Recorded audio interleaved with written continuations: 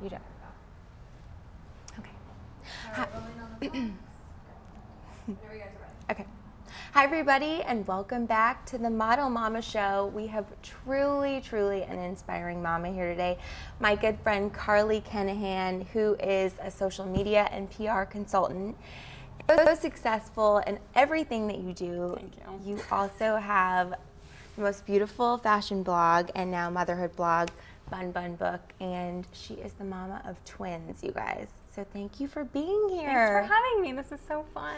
It's so fun. And we're friends and also just colleagues through our mom entrepreneur networking group called Hey Mama, which you are also an ambassador for LA. So she's a big deal, you guys. But thank you for being here. And let's just dive right into just motherhood, and you're a twin mama, and something so amazing about you is you've been so open about your fertility struggles and how you successfully did IVF to have your beautiful twin babies. You have a baby boy and girl, Slater and Zoe. Yeah. And they turned 1 year old, so you're in the really busy stage. Yes. So do you want to talk about your process to becoming a mom and why you felt so inclined to be so open about such an emotional journey? Yeah, you know, my husband and I were going through the whole infertility struggle for a while, and we kind of kept it pretty quiet. I think we told maybe our parents 6 months in and a couple friends, and it really just started to wear on us. And so I think just eventually, once we saw our fertility doctor and we figured out sort of what was going on and we knew our next steps, which was IVF, we did a transfer. It was unsuccessful the first time. I think at that point I just decided, you know what, this can't be harder with people supporting me. It can only get harder if I keeping it to my, and it felt super isolating when I was doing that. And so just one day I just decided to share with the world. And I mean, first I told a few more friends and kind of explained more to our family, but then my husband and I shared it, and I put it on my blog with his permission, and because of course it's was he kind of nervous about that? No, you know what, I think it was actually a big weight off of his shoulders too, because it really affected our life. Like, we were sort of living this sequel, lifestyle, and it's not that it was, I mean, physically, infertility and an IVF is challenging, but I think that the emotional part is just so hard when you're doing it alone, and so I think it really helped us both. And the emails and the people and the messages and the calls and texts that came in afterwards were just so encouraging and uplifting. And honestly, at that point, I knew that if I never got pregnant, I was supposed to share, because I could see that not only was I getting support for my own journey, I was helping other women going through something similar, which makes me a little bit emotional now, because it's such a sensitive thing, and I just feel for any mother or mama to be out there who's going through it. It's something. Yeah, you're amazing. And I love, even the article that you wrote on your blog is so beautiful. I was crying last night reading it.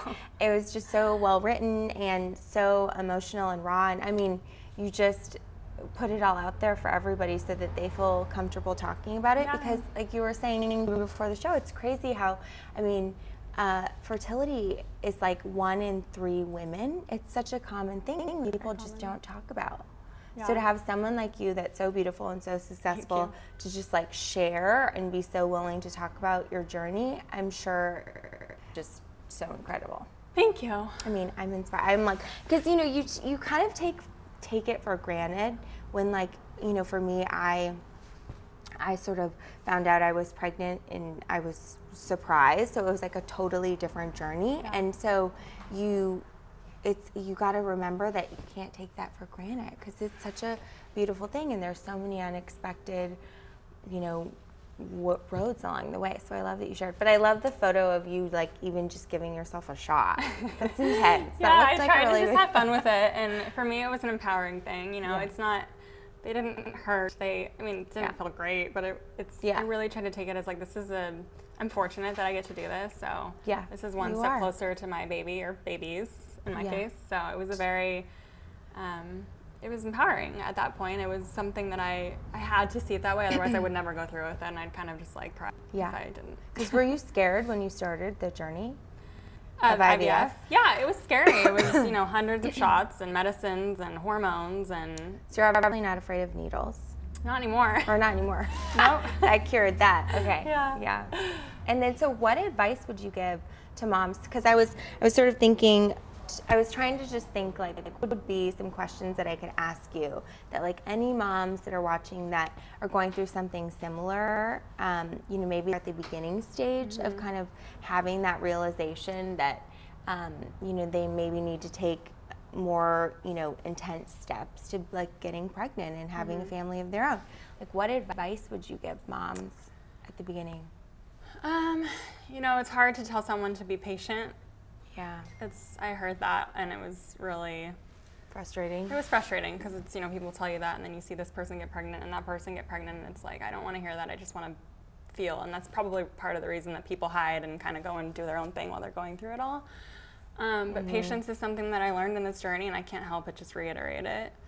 I think, I mean, I'm a spiritual person, so I had a lot of faith that there was a plan for me, whether it was having my own biological children or adopting or whatever route it was going to be. I know that there would be an end or a solution, for lack of a better word. But aside from that, I mean, actual proactive steps, talk to your doctor. It's something that I think that maybe I didn't do soon enough. I did it pretty soon, but I think that even at that point it was a little... Like you wish you would have started earlier, yeah, maybe? You know. I know there was an issue and I had this whole process. I wish I would have started earlier, but at the same time it's, you know, that would have taken away time with my husband and that would have added a longer period of stress. So who knows when the right time is, but definitely talk to your doctor and maybe just if you're trying to have a child or, you know, get pregnant, like talk to your physician and try to talk to your family if they're supportive or if your friends are willing to listen. You know, it's a touch and go little subject, but I think that if you can just be open as much as your heart can possibly be, that is the best thing I ever did, was just talk. And it took me a while to get there. Yeah, but you're so brave and that's such great advice. I love it. So now that you have your beautiful babies, and I'm so glad that everything just worked out so perfectly for you. So let's talk about now that they're here and you're sort of back to life in your career. So you're a consultant and you also have this amazing blog and you're also a mom of twins. So how do you prioritize your time and schedule and do all those things? I'm a mom first. And I'm home with them most of the time. So I just make sure that I'm doing that the best I can, which obviously there's nothing that can ever satisfy that desire. Satisfy that desire to be the best mom that you can be. But I really try to put them first at all times. As far as splitting up my work, consulting comes first. I dedicate time to that. You know, a few hours a week I work during their nap times. I try to get away with help and go to a coffee shop, an office, whatever it may be. And then when I have time after that, I dedicate that to blogging. So a lot of times that happens at nighttime or morning or whenever I can find it. But yeah, I mean, it's a constant shift and a constant adjustment, and it's just kind of just like motherhood, you know. So you can never really predict. I wish I could say I did this at this hour and this on this day, but I kind of just have to take it Do you just kind of keep it flexible so that you're always kind of doing something a little different every day? Yeah, I have to be flexible because you never know when something's going to happen with the kids, or you never know if a brand is going to contact me and want me to work on something and then there's a deadline and therefore my consulting business falls backwards on the scale of priorities. But yeah, I mean, I just kind of have to look at each week as a whole and then go from there. No week is the same as the last. No day is the same either. Well, you have a pretty extensive background in fashion and PR. I mean, you started in New York working, and then now you're in LA. So, I mean, you also have all those relationships, right? So you can be a little bit more flexible with saying yes and no to things. So that's also really lucky. Yeah, I've been super fortunate to have my experience be the backbone of both of my businesses. I mean, if I didn't have that experience, I probably wouldn't be where I am today. Right. So it's kind of been interesting to see them, my blogging and my consulting business collide, because a lot of the brands that I consult for want to do, you know, blog work with me and vice versa. That's awesome. So it's been really great. And then it's interesting to see how motherhood falls into that, especially with blogging. Yeah. It's been really fun for me to document our lives, and I love that I can just read my blog sometimes and remember that this is what they were going through at 3 months. Or I know you forget sometimes. Yeah. It goes by so fast. I know. So since you're such a fashionista, I always love to see what you're wearing, because you always look so put together and so chic. So what's your favorite, like, mom outfit? Do you have just like a staple that's so comfortable? Well, I'm always in athleisure. I mean, I used to only wear workout wear when I would be working out. Yeah. But now I actually like it. I think it's now just there's functional, so many and cute. There's cute options. Yeah. And I feel like I can wear it, look somewhat cute and put together, but also be practical and not worry if there's applesauce all over me, which is the case almost every day. Yes. Besides that obvious answer, I love, in the summer, I'm all about jumpsuits. Yeah. So comfortable. Yes. You can bend over and pick kids up and sit in the grass and the lawn and have picnics without worrying about showing too much. That's a real concern for moms, for sure. And I'm all about jean shorts and t-shirts. Yeah. T-shirts. Yep. T-shirts are comfortable. T-shirts with maxi skirts are even a great way to do it now. That's a good idea. Yeah. It's kind of my substitution for the maxi dress is the maxi skirt, because you can just put a t-shirt on. So cute. Change the t-shirt when it gets thrown on. That's so good. What is it like being a twin mom? Because I'm overwhelmed with one, and you do it with two. So how do you think it's, I mean, you obviously don't know any different, though. I don't know. But so, like, how do you juggle two babies at once? I try to meet each of their needs. They're so different. They have different personalities. They're different people. So I try to analyze the situation, and if one of them's crying, I usually go to that one first, meet those needs, go to the next. There's no right or wrong way. I mean, I struggle with mom guilt all the time. I struggled with it since just the day about, that like, came favoring out. one. Yeah, I mean, I don't favor one, but it's just, or just like which one needs more or something. You feel bad. Yeah, that would be hard.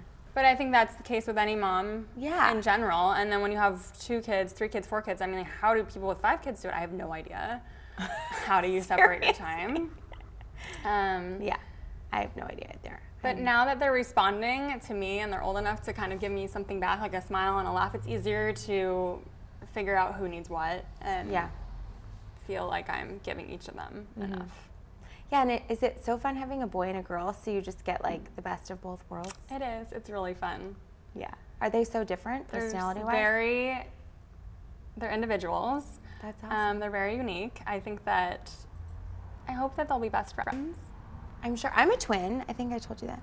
Yeah. And I know, I ask my mom every time I see her, I'm like, how did you do it with 2? But it's like she says the same thing. She's like, I mean, I didn't know any different. I just settled into the routine, and I figured out what worked, and it's like sort of what you were saying. I think you just do, you know? Yeah. Do you have because it is a lot to be a mom of twins, like, do you have a ritual or a routine of how you like to start the day with them? Oh, I try to wake up before they do. They wake up pretty early, so I try to set my alarm an hour before and not go on social media. Yeah. Maybe not even look at my phone unless it's to read something inspirational, which is hard to find. Sometimes it's not always on my phone, but I most of the time will just get up, and I love to have my cup of coffee, and I need it to survive. Function. Me too. Function, survive. Sometimes if I wake up early enough, I will do some work on my computer. And I mean, after that, I mean, they're up, and I put some music on. I put some happy chipper music on to get us all in the right mood. That's I think good starting tip. your morning off right is so Me important, because it can really make or break your day. I'm still trying to figure out a good routine, because they do wake up so early, and that is always changing. And but yeah, I mean, I'd love to chat more and get your little tips. Yeah, well, I'm with you. I think music does wonders for just us personally and for kids. I mean, Henry has always been so into music, and it's a game changer. So that's like my go-to too. But what about like when you're having a hard mom day? Like, do you have any, I don't know, like book or tea or workout or something that you do that like re-energizes you? Because let's be real, some days are harder than others. Oh my gosh, motherhood works me some days. I mean, I think that a lot of times I don't share it because I don't ever want to come off as complaining, but every mom goes through her hard days, and it can be extremely trying and challenging. But I always, and then you feel guilty. You feel like people are like being grateful because you're a mom. Exactly. And you're like, okay, exactly. That's not what I'm saying. It's not what I'm saying. Motherhood is a privilege for sure, and I try to keep that in mind at all times. But there's no answers to anything. I do try to remember to keep things into perspective. So, if one of the kids is sick, I just try to believe that they're going to be okay and remind myself that they probably will be. Mm-hmm. If we're having a hard day at the park, remember that I will make it home. There might be some tears, whether it's me or them. It's short-lived. Yes, you'll get it's short-lived, through it. And tomorrow I will probably laugh about it. At least let's hope so. I always remember that adjustment is so important, being able to adjust, because if you can't, their schedules and their routines and their bodies, everything is changing with them. So I try to remember to be open and to just be willing to adjust. Yeah, that's good advice. Well, especially at age, like you're still, I think, pretty much in the baby stage. I know that your twins just turned 1 in April. Mm-hmm. But I remember at that stage from like 0 to 1.5, it's literally like you get into a routine for 3 months and then it's something new and something different. Yeah. And a lot of times I just try to remember to give myself permission just to feel and laugh and cry and whatever it is that I need in that moment. Sometimes I just have to do it. And remember that it's okay to just lean in and into the chaos, because that's what kids are. They're chaotic, and that's part of it. We signed up for this, and that's good advice. I love a good routine. I love structure, and I am all about that. But sometimes I just have to. It's not me giving up. It's just letting go. No, you have to let. Yes, just letting go. It's such good advice. So on that note, what's your favorite, either like funniest or like most memorable like mommy moment? So I've been asking all the most recent moms on the show like to share their like embarrassing mom story or funny story, and we've got some like really funny ones. And I didn't prep you for this on purpose. No, this is funny. Okay, so this is embarrassing. Oh, well, honey, we've had someone eating poop. We had someone with their boob for a long time and they didn't know it. So